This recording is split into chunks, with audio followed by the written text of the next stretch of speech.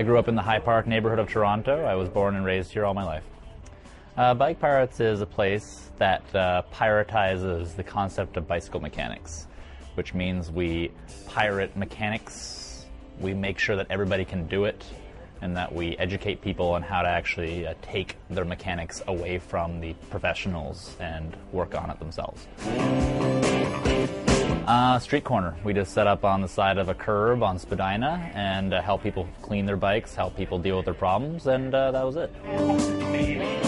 I am a fighter. I fight for people's rights for accessibility. Pirates is the cheapest bike shop in the land. We don't call ourselves a bike shop because there are no mechanics here. We try to deliver the message of accessibility for transportation purposes. We try to get cheap bikes out to people as cheap as possible, and try to make sure that people can afford their own mechanics.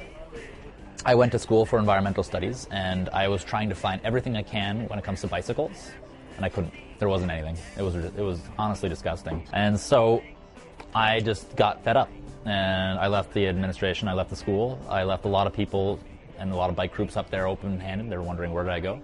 And I just bunkered down here. I've been doing my volunteer work here for 2 hours. I don't get paid. Nobody gets paid here.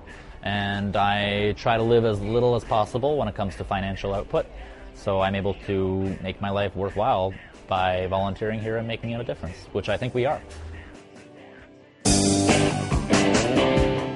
I think it's a really good spot in Toronto to have because getting around on your bike is a really good way to get around Toronto, and it can be really inexpensive, but it can also be really expensive if you're taking your bike to a shop and you don't even know what they're doing to your bike. Okay, if you want, you have to replace it. The little nib fell off. A lot of times they say they're going to give it a tune-up, and it just doesn't really mean that much, and your bike can still be pretty messed up, and they just don't look at it that thoroughly. But it should be fine. I mean, like, the pressure's there. You just need to replace